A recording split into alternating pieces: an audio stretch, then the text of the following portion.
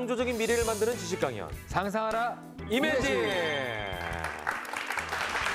반갑습니다. 김현웅입니다. 안녕하세요, 이종범입니다. 네, 이종범 작가는 살아오면서 가장 기억에 남는 순간이 있을까요? 저 많죠. 저는 만화가 데뷔 준비했을 때 하고요. 네. 데뷔했던 시절. 그리고 제일 기억에 남는 건 지금의 아내 만났을 때 만화 그리면서 이제 어떻게 결혼 준비하냐 뭐 이런 거. 아내를 만났을 때가 기억이 나요? 예, 왜냐면 만화를 좋아하는 독자 입장에서 아내를 만났기 때문에 진짜요? 되게 중요한 시기였어요, 저한테. 설마 아내가 이 프로를 꼭 보는 건 아니죠? 그렇기도 합니다.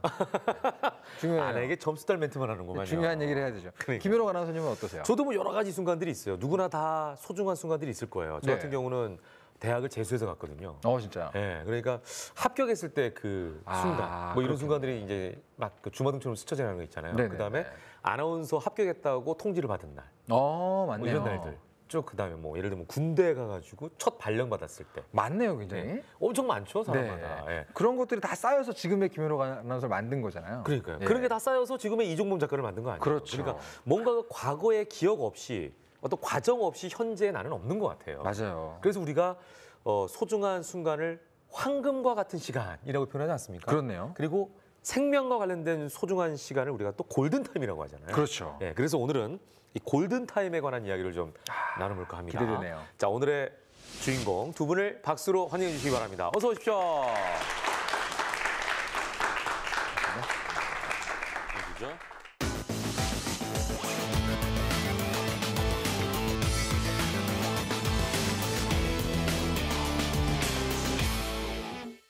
두 분 다 사실 뭐 응급자가 들어가면 네. 항상 긴장을 하고 계실 것 같다는 생각이 들어서 이런 방송 정도로는 별로 긴장하지 않으실 것 같기도 한데 어떠세요? 나오셨으니까 긴장되세요?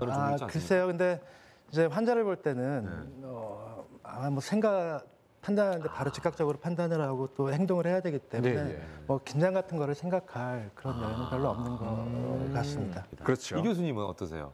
평소에 그 가르치실 때하고 오늘 이 장소하고. 사실 제가 원래 직업이 이전에는 응구사였습니다. 네? 응급구조사였습니다. 응구사.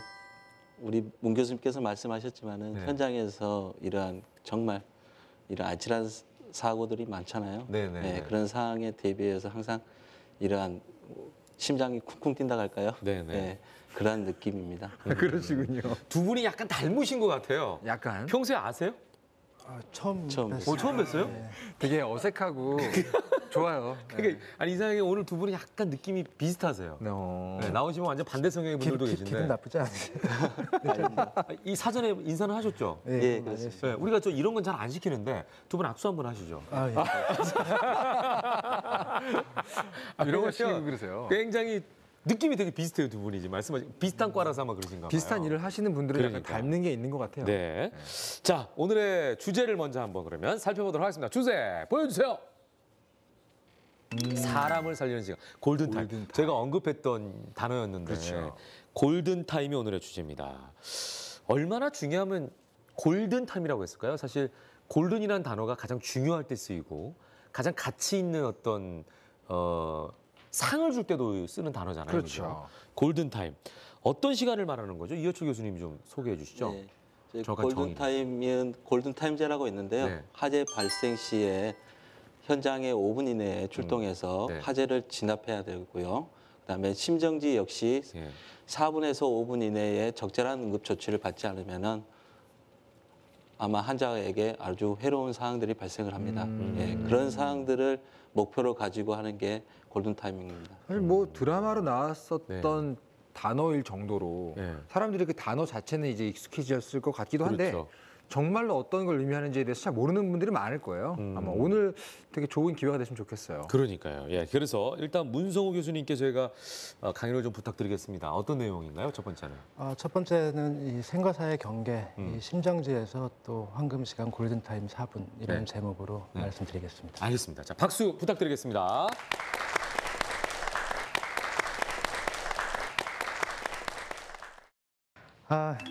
이매진이라고 하면 어떤 미래에 대한 상상과 그리고 첨단을 얘기해야 될 것 같은데요.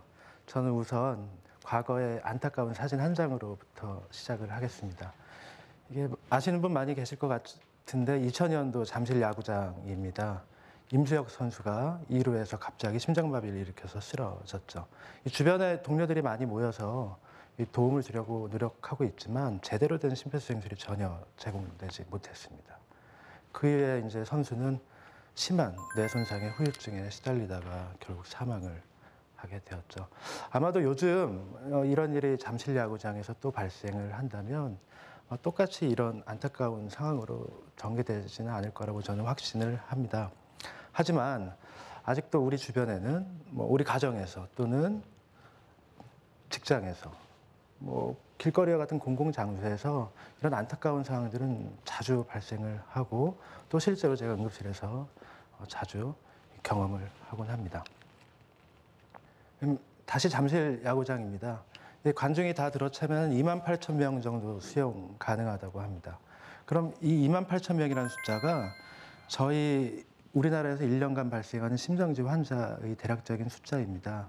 이만큼 잠실 야구장에 가득 찰 정도의 관중이 수의 사람이 1년에 심정지가 발생하는 거죠. 그럼 이 중에서 우리 몇 명 정도가 살까요? 대략 작년하고 재작년 우리나라 심정지 생존율이 한 4.6, 4.8% 사이였거든요. 그럼 아마 외야 관중석에 이만큼 구석을 차지할 정도의 사람만이 살 수 있지 않을까 생각이 됩니다. 그럼 좀 더 이 선진적으로 이렇게 좀 발전했다고 하는 북유럽이나 이런 쪽 또 다른 도시에 한 10% 정도 생존율이 되면 어떻게 될까요? 한 2배 정도의 그런 사람들이 더 많이 살 수 있을 겁니다. 더 나아가서 우리가 이 심정지에 있어서 가장 선진적인 대응 체계를 갖추고 있다고 손꼽는 장소가 미국의 시애틀입니다. 거기는 한 18% 정도 환자가 생존을 한다고 보고를 하고 있거든요. 그렇게 되면 훨씬 더 이렇게 많은 환자들이 심정지로부터 생존을 할 수 있을 겁니다. 도시에 따른 또는 국가에 따른 지역에 따른 이런 심정지 생존율의 현격한 차이를 우리는 그대로 간과해서는 안 될 거라고 생각을 합니다. 심장은 한시도 쉬지 않고 뛰고 있습니다. 그래서 산소를 먹으면 혈액을 우리 온몸에 전달을 해주고 있죠. 그래서 우리 모든 조직이 산소를 먹고 살 수 있도록 합니다. 근데 이 심장이 그런 펌프로서의 기능을 멈추고 정지해버린다거나 또는 부들부들 떠는 심실세동의 상태가 되면 심정지 또는 심장마비라고 부르게 되죠. 특히나 우리 뇌는 이 심정지 상태에 아주 취약합니다. 그래서 4분 이상이 지나면 이 뇌세포의 죽는 속도가 아주 급격히 빠르게 진행이 됩니다. 그렇기 때문에 우리가 이 4분이라는 시간을 생존을 위한 골든타임, 황금 시간이라고 많이 부르게 되죠. 되도록 빨리 이 안에 여러분들에 의해서 소생술이 제공돼야 되고 그렇지 못하면 시간이 지날수록 환자가 살 가능성은 아주 떨어지고요. 살더라도 뇌 손상과 같은 심한 후유증에 시달릴 가능성이 아주 높아진다고 할 수 있죠. 자, 이 그림은 생존 사슬입니다. 심정지 환자가 제대로 생존하기 위한 기본적인 조건들을 단계별로 사슬로 엮어놓은 거죠. 이 중간에 사슬이 하나라도 끊기면 그 환자의 좋은 생존은 기대할 수가 없습니다. 자, 처음은 뭘로 시작할까요? 바로 여러분으로부터 시작을 합니다. 빨리 심정지 확인을 하고 119 신고를 해야 되겠습니다. 그 다음은 빨리 멈춰있는 심장을 대신해서 가슴 중앙을 빠르고 세게 눌러서 우리 산소를 머금은 혈류를 몸으로 보내줘야 하겠습니다. 그 다음은 전기 충격기를 많이 보셨을 거라고 생각을 합니다. 가능하다면 그걸 사용해서 심실세동을 재세동 시킬 수 있으면 좋겠습니다. 그게 만약에 불가한 여건이라면 119 구급대원이 도착을 해서 재세동을 시행을 하겠죠. 그 다음으로는 약물 투여와 같은 효과적인 전문 소생술이 제공이 돼야 됩니다. 그럼으로써 1차 소생된 환자들을 대상으로 우리가 어떤 뇌 손상을 최소화하기 위한 저체온 치료나 또는 원인 교정을 위한 심혈관 시술과 같은 그런 심정지 후 통합 치료가 제공될 수 있을 겁니다. 이렇게 일반인 단계로부터 구급 단계, 그 다음에 병원 단계로 이르는 모든 과정들이 톱니바퀴 맞물리듯이 잘 돌아가야 심정지 환자의 제대로 된 생존을 기대할 수 있을 거고요. 거기에서 가장 중요한 거는 바로 처음 발견하고 처음 심폐소생술을 제공하는 여러분들의 역할일 것입니다. 예, 제가 준비한 강의는 여기까지입니다. 감사합니다. 네. 첫 번째 문성우 교수님의 강연을 잘 들어봤습니다. 저희가 드라마를 보면 사실 심장마비를 일으키는 장면들이 굉장히 많이 나와요. 그죠? 네. 근데 거기서는 보니까 한 90% 정도 이상이 살더군요. 예, 그렇죠. 근데 오늘 강의를 들어보니까 4점 몇 %밖에 못 산다. 라고 네. 얘기를 하셔서 참 충격이네요, 일단. 뭐 당연 재작년이 한 4.6에서 4.8%였습니다. 근데 이제 우리나라가 한 7년 전만 해도 불과 한 2.6% 정도였거든요. 한 2배 된 거네요, 그래도. 예, 그 사이에 많은 노력을 해서 네. 그만큼 많이 향상이 됐습니다. 앞으로도 계속 네. 꾸준히 향상될 거라고 생각을 하고요. 네네. 이제 거기에 있어서 가장 중요한 게 또 우리 바로 목격자 여러분들이 어떻게 처음 골든타임에 행동을 해주냐가 중요하겠습니다. 그 다른 나라 예를 들어주셨는데 네. 시애틀 같은 경우는 굉장히 잘 돼 있다고 하셨잖아요. 뭐 생존율이 거의 20% 가까이 네. 된다는 거는 뭐가 다른 건가요? 우리나라랑? 사실은 되게 오래전부터 많은 노력을 기울여 왔습니다. 네. 그래서 일반에 대한 교육과 홍보도 수십 년 전부터 아주 적극적으로 시행을 했고 네네. 구급 시스템을 체계화적으로 전문적으로 갖추는 데에도 많은 노력을 오래전부터 기울였고 또 병원 시스템도 잘 구축을 해놨고 그렇습니다. 근데 이제 특히나 무엇보다도 일반인들에 대한 인식이 아주 높습니다. 그래서 심정지에 대한 내용들을 아주 잘 알고 있고 그리고 어떻게 행동해야 되는지를 너무나 잘 파악들을 하고 계시죠. 이제 그런 부분이 또 많이 차이가 있는 거 아닌가. 그렇다면은 문 교수님 말씀에 의하면 심정지가 일어났을 때 주변에 있는 사람이 4분 안에만 제대로 응급처치를 한다고 하면 그 사람이 살아날 수 있는 확률은 얼마나 되는 겁니까? 일단. 그 상징적으로 4분이라는 표현을 많이 쓰는데요. 빠르면 빠를수록 그 생존율은 확실히 높아지고 그런 건장한 성인 같은 경우에 갑자기 부정맥을 일으켜서 이런 심장마비 상황이 됐다면 처음에 우리가 심폐소생술을 제대로 시행해주고 특히 흉부압박을 제대로 제공하고 그다음에 빠른 제세동이 일어난다면 거의 생존 가능성은 한 7, 80%는 되지 않을까라고 굉장히 높네요. 생각을 합니다. 그렇기 때문에 이제 응급실에서 환자를 보다 보면 특히나 이분 같은 경우엔 처음에 제대로 된 어떤 소생술이 제공이 됐으면 틀림없이 살 수 있고 또 살려야 되는 사람인데 이런 생각을 많이 갖게 됩니다. 4분이라는 시간이 진짜 짧거든요, 사실. 그렇죠. 몇 마디 하면 4분 지나가거든요. 예. 그 순간 안에 이 옆에 있는 사람이 돕는다는 것 자체도 어떻게 보면 이게 그 당사자 입장에서 운이 아닌가 이런 생각도 들어요. 사실. 천운이죠, 천운. 그러니까 천운이라는 생각도 들고요. 자, 일단 문 교수님의 강연에 대해서 궁금한 점이 있으신 분은 나와주시죠.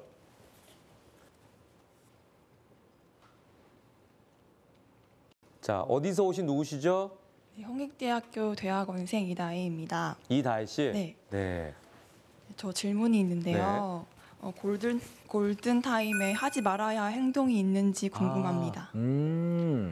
색다른 질문. 그러네, 우리는 이렇게 해라라고만 얘기했는데 혹시나 뭐 네. 깨세요 하면서 뺨 때리는 경우도 있잖아요. 근데 사실은 그 부분이 중요한 겁니다. 네. 그러니까 내가 하지 말아야 될 걸 하는 건 아닌가 이런 두려움을 갖게 되는 경우가 많거든요. 근데 그거야말로 하지 말아야 될 겁니다. 아, 두려움. 예. 두려움. 뭐 여러 연구 결과에서도 보면 실제로 심정지가 상태가 아닌데 심폐소생술을 제공한 경우들을 찾아서 조사를 해봐도 그렇게 치명적인 어떤 손상을 주거나 이러지는 않는다. 하지만 오히려 꼭 제공을 해야 된다. 그리고 또 법률로도 우리가 보호를 하고 있습니다. 선한 사마리안법으로 해서 우리가 일반인이 어떤 좋은 의지를 가지고 도움을 줬을 때는 그걸 또 보호를 하고 있습니다. 그래서 아무튼 감사합니다. 질문. 박수 감사합니다. 부탁드릴게요. 네. 자, 이유철 교수님께서는 어떤 강의를 준비하셨습니까? 저는 일상생활에서 누구나 발생할 수 있는 네네. 응급처치와 관련된 생명과 직결된 사고를 기도 폐쇄 관련해 준비했습니다. 네, 알겠습니다. 자, 박수 부탁드릴게요.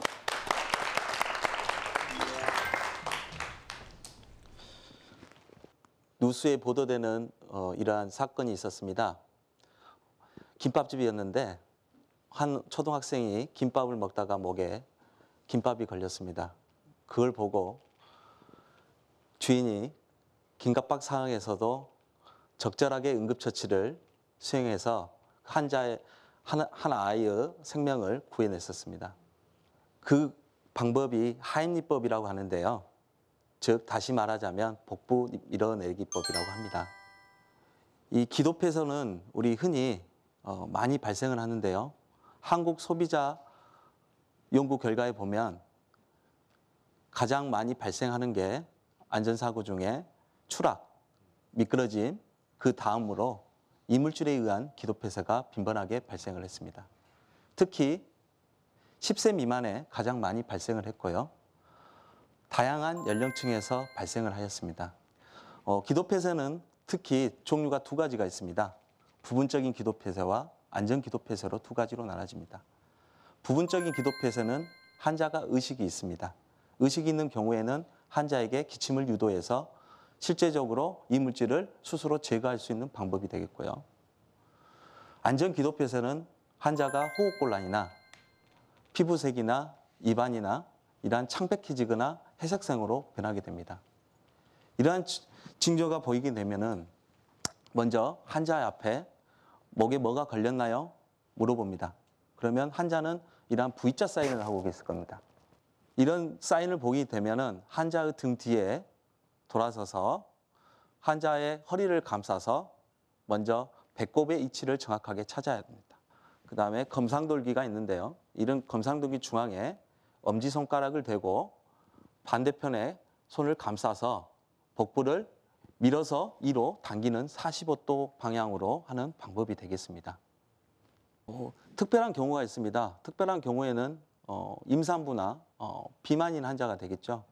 예, 손을 펼쳤을 때 배꼽 아래에, 배꼽 위에나 명치 사이에 위치를 정확하게 잡지 못합니다. 그런 경우에는 양 족곡제 중앙에 엄지손가락을 대서 다른 손을 포개어서 흉부를 밀쳐드리기 내법을 하면 됩니다. 의식이 있는 영아는 둥두기법과 흉부 밀어내기법을 하는데요. 특히 여기서 주의할 점은 머리와 목을 반듯하게 지지해 줘야 됩니다. 지지해서 머리가 가슴보다 낮게 위치하고요. 얼굴이 밑으로 가게 해서 견갑골의 양중앙에 강하게 5번을 내리칩니다. 그리고 나서 뒤집어서 양 족곡제 중앙에서 손가락 너비를 한 뗀 지점에 두 손가락을 이용해서 가슴 압박 5번을 실시해 줍니다. 언제까지 실시해야 되냐면 이물질이 나올 때까지 계속 시도를 해야 됩니다. 네, 제가 준비한 것은 여기까지 마치겠습니다. 감사합니다. 네. 자, 이호철 교수님의 기도폐쇄 대처법, 기도 폐쇄됐을 때 어떻게 응급처치를 하느냐에 대해서 알려주신 건데. 하임리법이라고. 네. 예. 근데 이게 이 목이 막혀 있는 경우에 여기가 이제 목 구멍 자체가 꽉 막히는 거잖아요. 네. 그런 경우에 배를 하는 경우가 여기 있는 공기를 불어넣어가지고 이쪽에 있는 공기 압박을 줘서 밀어내는 방법이기 때문에 그런 건가요? 아니면? 네, 그런 방법이 맞습니다. 네. 네. 몸 안에 있는 배의 압력을 이용해 가지고요. 이 배의 압력을 이용해서 이물질을 배태게 하는 방법이 되겠죠. 우리 생일 축하하면은 샴페인 같은 거 터치잖아요. 네네네. 네, 그러한 원리하고 똑같다고 보시면 되겠습니다. 이해가 쏙 되네요. 그러게요. 기도폐쇄가 왜 벌어지는 거예요? 그냥 단순히 막히는 거면 내려가거나 나오거나 할 것 같은데 왜 기도가 폐쇄되는 건가요, 주로? 가장 흔한 경우에는 우리가 음식을 먹다가 잘 씹지 않고 삼키는 경우가 발생을 하고요. 네, 네. 그다음에 입안에 음식물이 있는데 크게 웃거나 장난하거나 그럴 경우에 갑자기 발생을 넘어가는 합니다. 거죠. 예. 그다음에 두 번째로는 우리가 알러지 반응이나 이러한 감염에 의해서 기도에 있는 세포가 부어올라서 발생을 하고요. 네. 그다음에 특히 우리가 음주를 하는 경우에 네. 이 분비물이 증가돼 가지고 기도를 폐쇄하는 경우가 있고 또 예상에 의해서 발생할 수 있는데 치아나 틀니에 의해서 기도가 폐쇄되는 경우가 있습니다. 자, 이렇게 해서 저희가 일단 응급처치에 대해서 좀 살펴봤는데 하나는 심정지, 하나는 기도폐쇄. 이 두 가지 경우에 대해서 어떻게 응급처치를 해야 되는지 저희가 살펴봤습니다. 자, 2부에서는요. 더 흥미로운 응급처치 방법이 펼쳐집니다. 기대해 주십시오. 임혜진.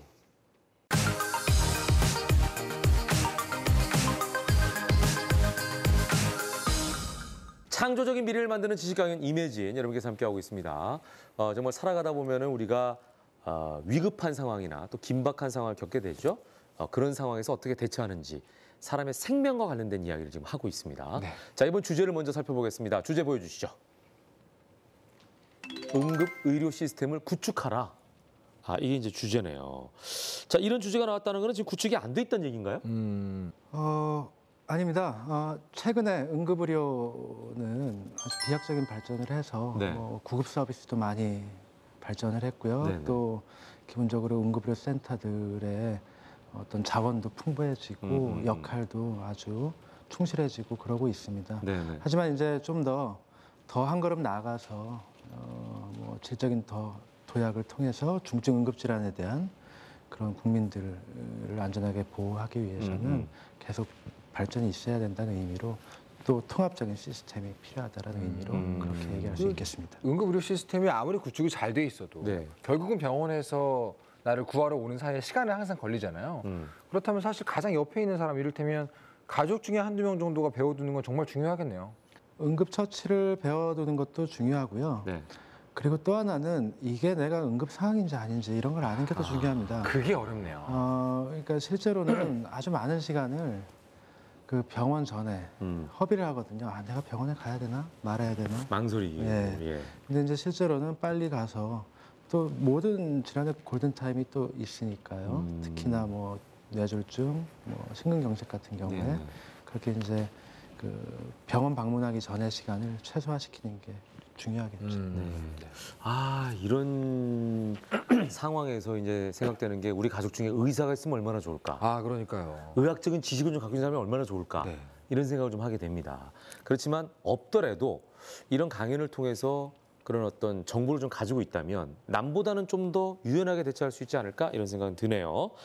자, 좀 더 현실적인 시스템에 대해서 이번에 문성우 교수님께서 또 강연을 좀 해주시겠습니다. 예, 박수 부탁드리겠습니다.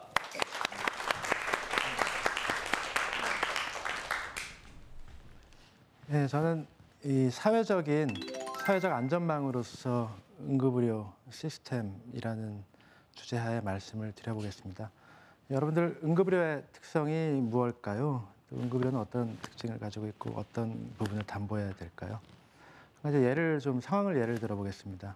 뭐 그런 일은 없어야 되겠지만 여러분들이 만약에 암을 진단받았다고 가정을 해봅시다.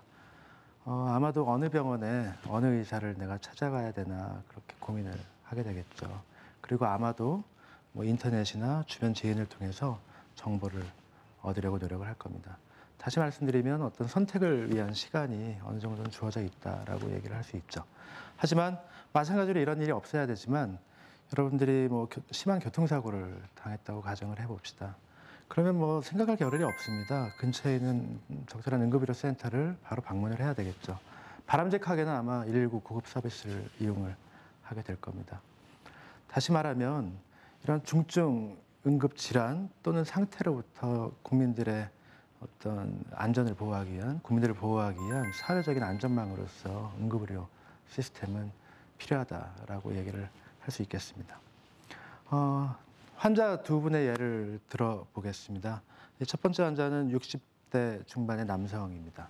한 오전 10시부터 가슴이 아파왔습니다. 자고 일어나면 괜찮겠지 하고선 시간을 보냈습니다. 한 오후 3시쯤 되니까 계속 가슴이 불편하고 아프고 식은땀도 나고 어지럽고 숨도 찬 듯하고 그래서 이제 아내와 함께 승용차를 타고 평소 다니던 가까운 5분 거리에 있는 병원의 응급실로 방문을 했습니다. 거기서 환자를 평가하니까 급성 심근경색이 의심이 돼서 어떤 최종 처치가 가능한 그곳으로부터 한 10분 떨어진 지역의 거점병원 응급의료센터로 환자를 전원 보내게 됐습니다. 그래서 이제 그 거점병원 응급의료센터에서 이제 최종 치료를 위해서 이 심혈관 시술을 준비하던 중에 환자가 악화돼서 이제 또 사망을 하게 된 경우가 있습니다.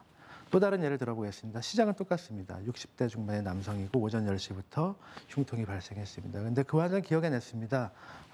어디선가 본 기억이 났습니다. 또 교육을 받은 기억, 홍보물을 본 기억이 있었습니다. 어떤 증상이 급성 심근경색을 시사하는 증상인지 그리고 그때는 어떻게 해야 되는지 그때는 119의 구급 서비스에 도움을 요청해야 된다. 이런 것들을 기억을 해냈습니다.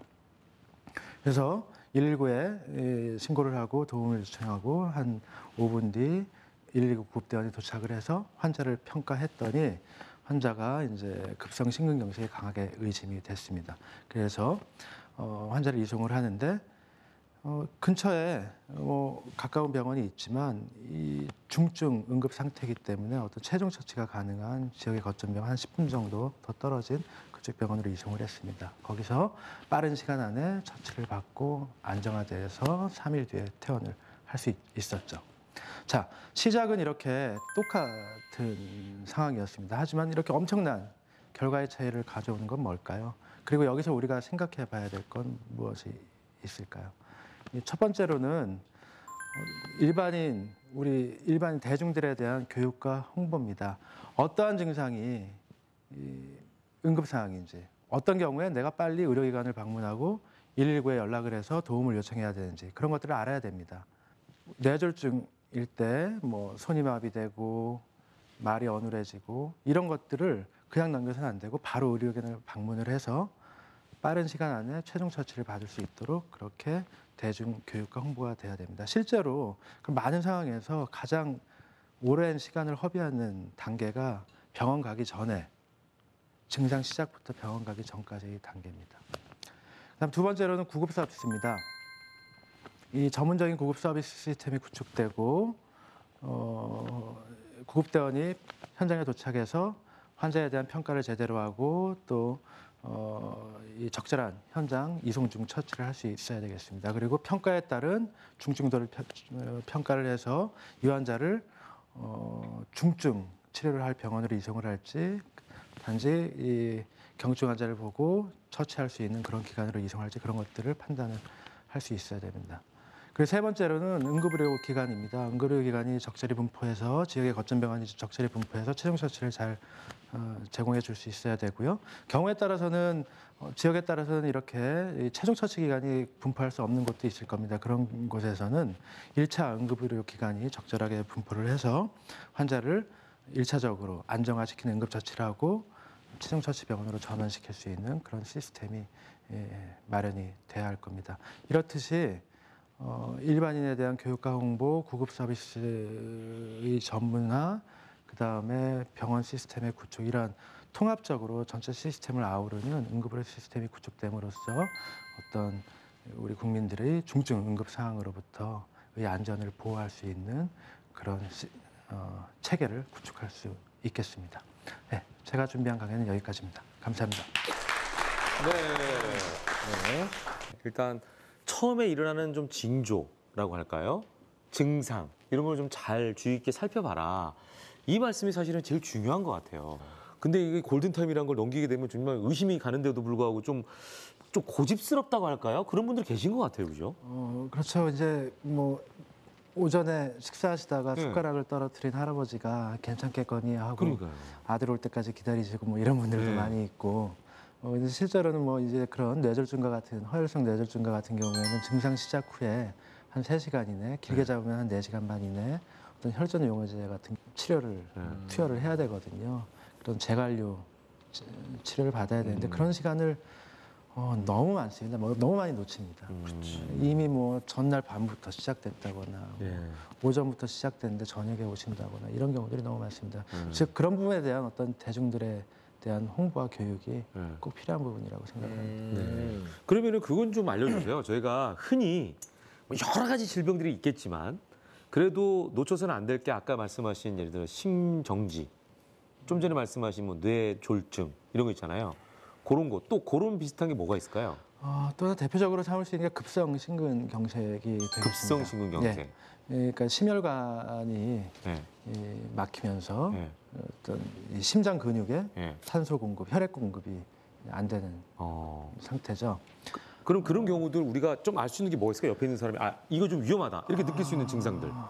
이제 가장 대표적인 건 흉통입니다. 근데 흉통이 심하게 아플 수도 있지만 그냥 뻐근하게 아주 답답하게 아파올 수도 있습니다. 경우에 따라서는 이 명치가 그렇게 답답하게 아플 수도 있고, 그리고 또 하나는 뭐 식은땀을 흘리거나 뭐 이러면서 어지럼증이 같이 동반되거나 이럴 수도 있습니다. 이제 그런 증상이 있을 경우에는 빨리 지체하지 말고 어떤 응급의료기관을 방문을 하시는 게 맞을 겁니다. 그리고 또 그런 경우에는 119 구급 서비스를 이용하는 게 또 적절합니다. 저 갑자기 상담하고 싶어지네요. 자고 일어나면 제가 누운 자리에 식은땀이 나 있어요. 아하. 등 쪽에서. 그 왜 그런 거죠? 병원 가야 됩니까? 아마도 괜찮으실 것 같습니다. 뭐. 매번 제가 잔 자리는 젖어 있어요. 등 쪽이. 왜 그렇죠? 근데 뭐 이제 유난히 피곤하신다거나 네. 뭐 몸무게가 빠지신다거나 그런 건 아니시죠. 그건 아니에요. 예. 검진을 받아보시죠. 괜찮은 거죠? 네, 뭐 신체적으로 문제가 있어서 그럴 것 같지는 않으신데요. 한번 여쭤보고 싶었어요. 그냥 위안이 되네요, 이런 게. 의사 선생님께서 말씀해 주시니까. 자, 혹시 문성우 교수님의 강연에 대해서 궁금증 있으세요? 예. 모실게요.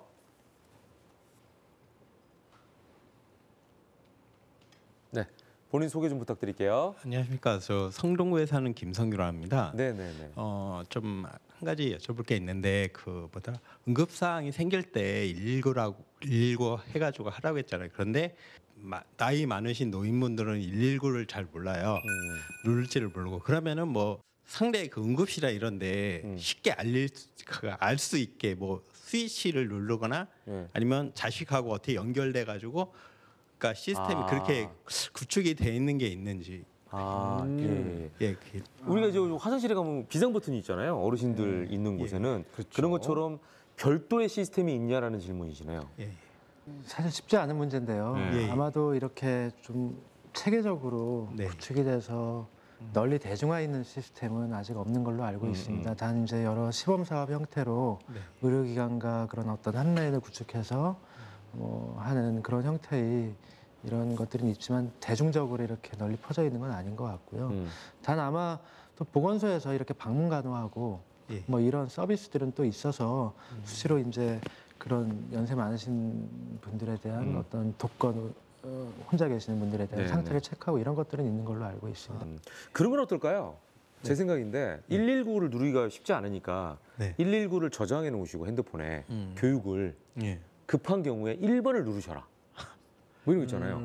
근데 아마 그런 거는 있을 겁니다. 이 사설 서비스 같은 형태로 그렇게 갑자기 낙상을 당하신다거나 뭐 움직이기 어려울 때 딱 이렇게 뭐 누르면 이렇게 업체로 연락이 가고 뭐 이런 것들은 이렇게 소규모로 이렇게 되고 있는 형태로 우리 뭐 시큐리티 있는 연결하듯이 걸로 알고 그렇게. 있습니다. 그리고 이제 여러 가지 뭐 서비스 형태로 또 제공되고 있기도 하고요. 단 이제 119랑 바로 이렇게 되어 있는 그런 형태는 아니고요. 그러네요. 예, 일단 감사드립니다. 커버해야 되는 범위가 워낙 넓으니까 너무나 감사드립니다. 예, 박수 한번 부탁드릴게요.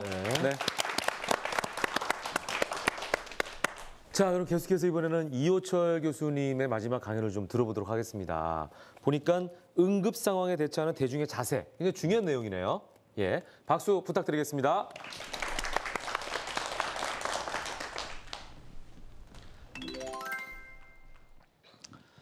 우리가 흔히 일상생활에서 많이 발생하는 경우가 심정지라고 볼 수 있겠죠. 심정지 원인에는 크게 감전사고나 뇌졸중, 애상, 뭐 익수사고, 뭐 다양한 이러한 원인들이 되겠지만은 대표적인 그러한 원인들에 의해서 심정지가 옵니다. 제가 말하자고 하는 이유는 심폐소생술의 중요성을 강조하기 위해서 이런 표현을 했습니다. 먼저 의식이 없는 환자를 발견하게 되면은 어디에다 신고해야 될까요? 네, 119에 신고를 합니다. 근데 우리가 의식이 있는지 없는지 확인할 수가 있어야 되겠죠. 그래서 호흡이 있는지 아니면 정말 심정지 호흡인지를 알고 상황 인지를 하고 119에 신고를 하고 자동 제세동기를 가져다 주라고 해야 합니다. 흔히 자동 제세동기는 우리 공공기관에 많이 보셨을 겁니다. 지하철 역사나 아니면 KTX 이런 곳에도 많이 설치되어 있습니다. 요청을 하게 되면 자기 자신이 심폐소생술을 할 수 있으면은 가슴 압박 30번과 인공호흡 2번을 합니다. 가슴 압박은 자세는요, 양 젖꼭지의 한 중앙에 손꿈치를 가운데 둘러놓고요, 깍지를 끼워서 중앙을 최소 분당 100회에서 120회 속도로 눌러야 됩니다. 깊이는 최소 5cm에서 최대 6cm 깊이로 눌러야 되겠죠. 그러면 압박을 강하게 하고 그다음에 압박을 했을 때 이완이 돼야 되겠죠. 깊이 5cm로 깊이를 눌렀으면 이완이 5cm 깊이로 이완이 돼야 되고요. 아주 강하고 빠르게 이완시켜야 됩니다. 그리고 자기가 만약에 심폐소생술 교육을 배웠지만은 자신감이 없으면 정확한 이치를 보고 가슴 압박 소생술만 해도 환자에게 소생률은 높습니다. 자동 제세동기를 요청을 했습니다. 자동 제세동기를 요청을 했는데 자동 제세동기가 어디에 있는지 잘 모르면은 내 휴대폰에서 어플리케이션에서 내 주위에 제세동기가 있는 이치 지역 쳐버리면 이렇게 내 주위에 있는 곳에 나와 있습니다. 이러한 자동 제세동기는요, 심장이 정기적인 활동을 못하는 것을 제세동을 해서 전기 충격을 하는 전기 장치라고 보시면 되겠습니다.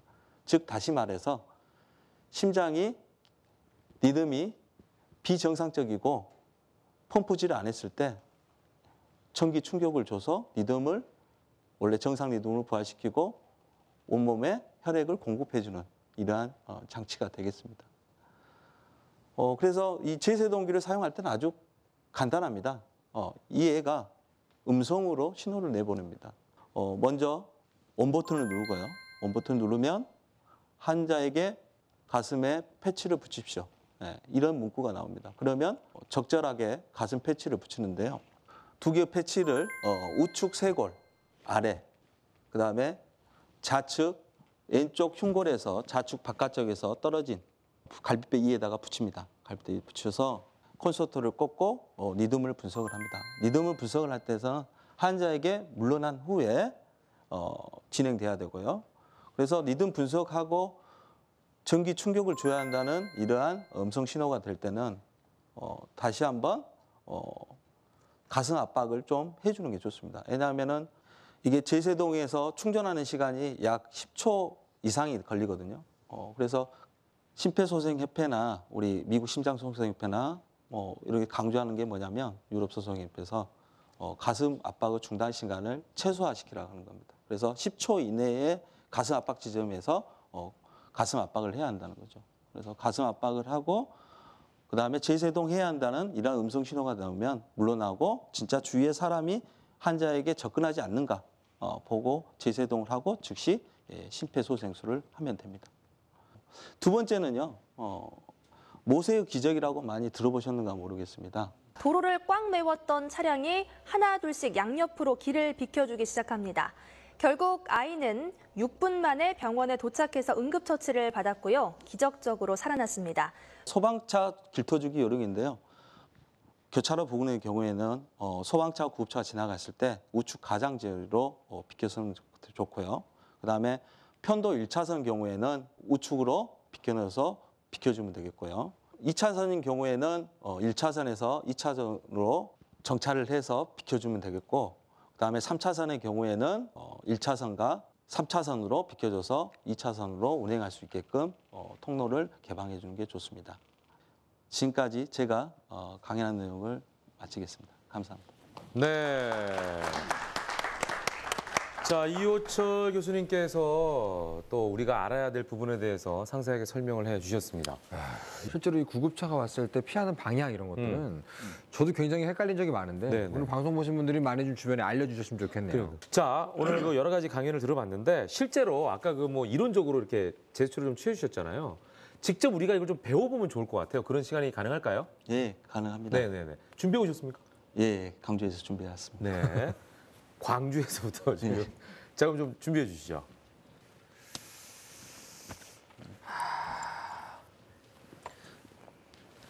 이종범 작가가 한번 해볼게요. 예, 네, 해볼까요? 이종범 작가가 네. 힘이 네. 좋으니까. 그래서 제가 그건 뭔가요? 이거 페이스 실드라고요. 환자가 혹시나 이 환자가 뭐 공기에 감염될 수 있는 환자일 수도 있고요.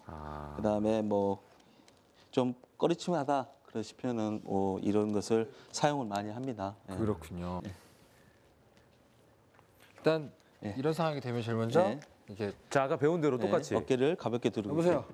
괜찮으세요? 이렇게 예. 네. 물어보고 예. 연기 좋다. 예. 자. 그리고 거기 잘생기신 분 119에 신고 좀 해주시고 AED 좀 자동 제세동기들 좀 갖다 주세요. 이렇게 예. 말을 하는 게 맞죠? 예, 맞습니다. 그리고 여기를 가운데를 예, 이 손꿈치를 손꿈치를 이용해서요.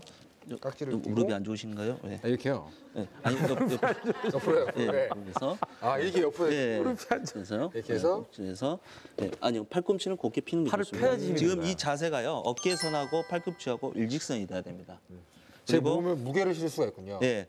그래서 힘으로 하게 되면은 지쳐서 못 하기 때문에 자기의 체중을 최대한 실려서 최소 5cm에서 최대 6cm 깊이로 가슴 불이 들어오는군요, 시작하면 이렇게. 되겠습니다. 예, 들어와야 됩니다. 그게 네네네. 맞습니다. 그럼 이 정도까지 눌러야 되는 거예요? 예. 와, 이게 생각보다 깊게 들어가네요. 예, 한번 시작해 볼까요? 네. 예.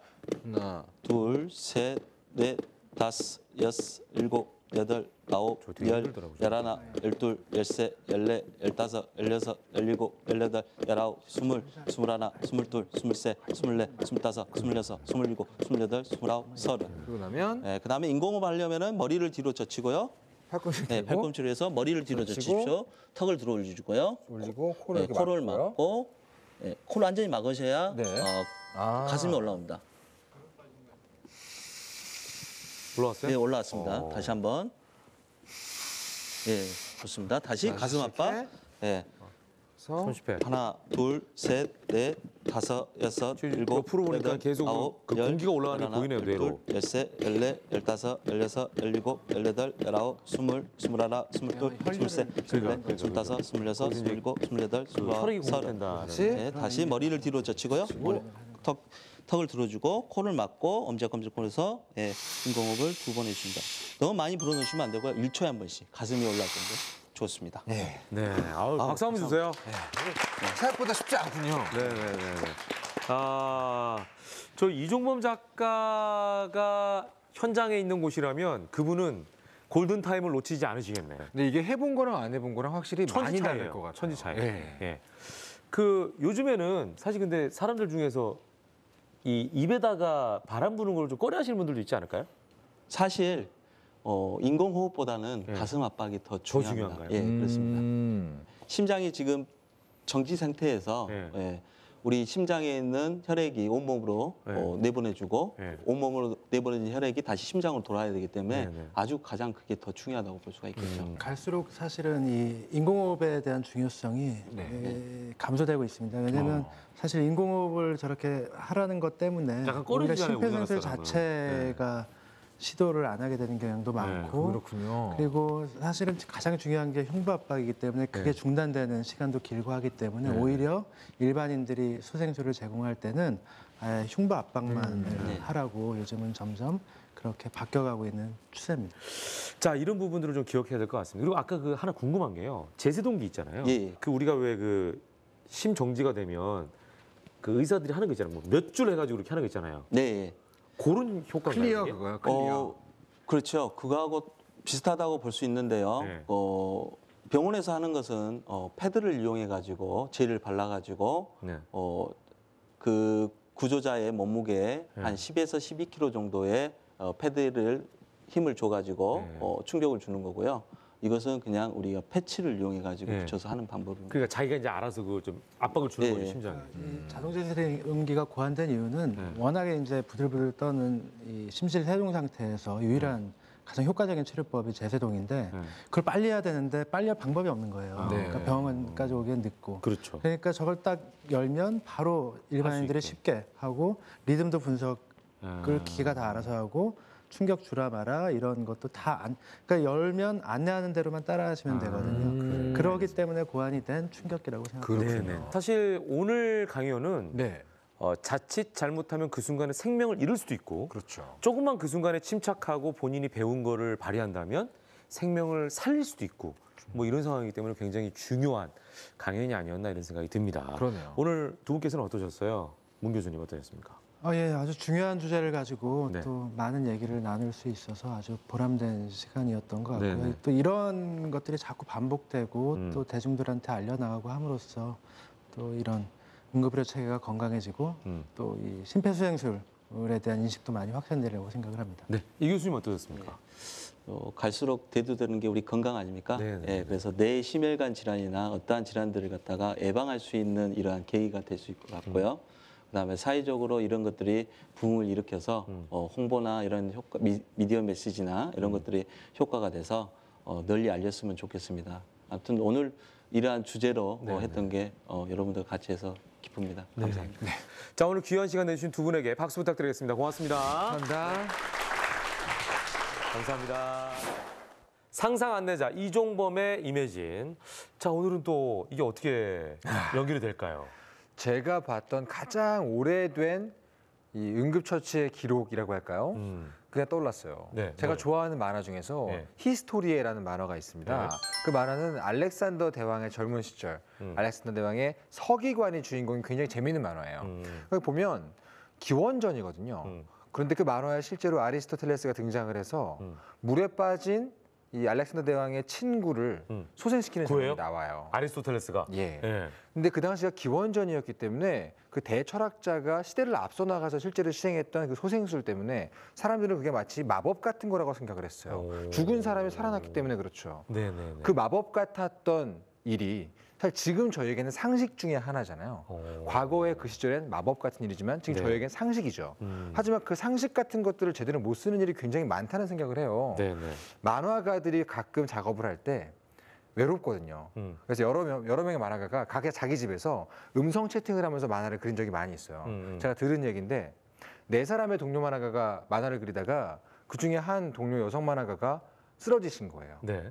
그런데 집에 아무도 없고 혼자 마감 중이었는데도 이 음성 채팅방에서 갑자기 그 한 분의 목소리가 들리지 않는 이유로 예. 다른 동료 직감했군요, 작가가 세 분이. 집까지 쫓아갔어요. 예. 그래서 저는 한 분의 동료를 구하게 되는 얘기를 들었죠. 예. 그걸 보고 있으면 이제는 그렇게 마법 같은 기술을 우리가 상식처럼 갖고 있더라도 상대방에 대한 어떤 관찰 같은 것들, 어떤 관심이나 배려 같은 것들이 없으면 그 기술을 제대로 쓸 수 없지 않나. 그렇죠. 그런 생각을 하게 됐어요. 네. 그래서 더 서글퍼집니다. 아까 어떤 분이 질문하셨잖아요. 네. 독거노인 얘기를 하셨는데 네. 혼자 사는 사회일수록 더 외로워지는 것 같다는 생각도 들고요. 그렇습니다. 저는 절대로 혼자 있으면 안 되겠다. 빨리 한 명이라도 같이 어떻게 해줘요. 누군가가 항상 네. 옆에 있어야 되는구나라고 하는 옆에 있는 사람의 소중함도 깨닫게 됐습니다. 그러니까. 예, 더불어서 한 가지 더는 응급한 상황에서는 우리 모두가 의사가 될 수 있다라는 그렇죠. 자신감을 가져야겠다는 생각도 들었어요. 예, 두려워하지 마시고 그 상황이 되면 배운 지식을 그대로 침착하게 응용하시고 그대로 실행하시면 네. 한 사람의 생명을 구할 수가 있습니다. 네. 이것도 어떻게 보면 과학의 가장 중요한 원리 중에 하나겠죠. 그렇죠. 예. 자, 오늘 이렇게 생명의 소중함까지 깨달으면서 저희가 강연을 마치도록 하겠습니다. 다음 시간에 또 저희는 인사드리겠습니다. 함께해 주신 여러분 고맙습니다. 감사합니다.